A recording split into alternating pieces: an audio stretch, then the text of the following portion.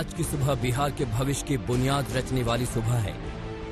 आज बिहार के मतदाता लोकतंत्र के पर्व के अंतिम चरण में मतदान करेंगे। वो मतदान करेंगे बिहार के भविष्य को बेहतर बनाने के लिए। आज अंतिम चरण का चुनाव है। 15 जिलों की 78 सीटों पर मतदान होंगे।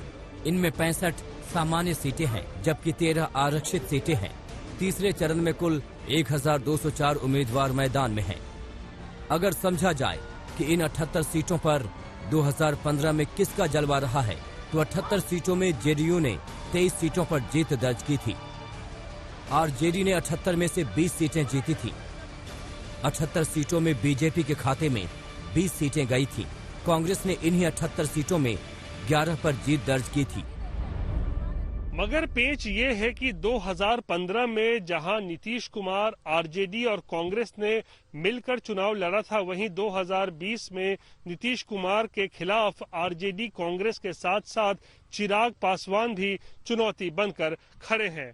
ऐसे में 2020 का विधानसभा चुनाव नीतीश कुमार के लिए 2015 के मुकाबले ज्यादा मुश्किल है और ऐसे में अपनी सीट बचा पाना उनके लिए बहुत बड़ी चुनौती।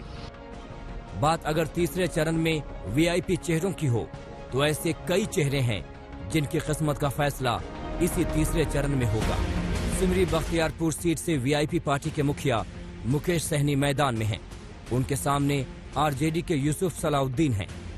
सुपौल सीट से जेडीयू के विजेंद्र प्रसाद यादव हैं। उनके सामने कांग्रेस के मिन्नतुल्लाह रहमानी मैदान में हैं। मोतिहारी में बीजेपी के प्रमोद कुमार चुनावी मैदान में हैं। उनके सामने आरजेडी के ओम प्रकाश चौधरी हैं।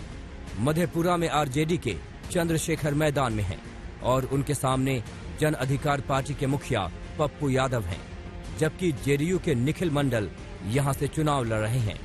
यहां मुकाबला त्रिकोणीय है। बात अगर आपराधिक पृष्ठभूमि वाले प्रत्याशियों की हो, तो 371 प्रत्याशियों के खिलाफ आपराधिक केस हैं। 31% प्रत्याशियों का आपराधिक इतिहास है। तो प्रत्याशियों की जन्म कुंडली बिहार की जनता के पास है। उनके वादे और इरादों से भी बिहार की जनता वाकिफ है। अब इन 15 जिलों की जनता को तय करना है कि वो किसकी किस्मत का क्या फैसला करती है। आज तक ब्यूरो।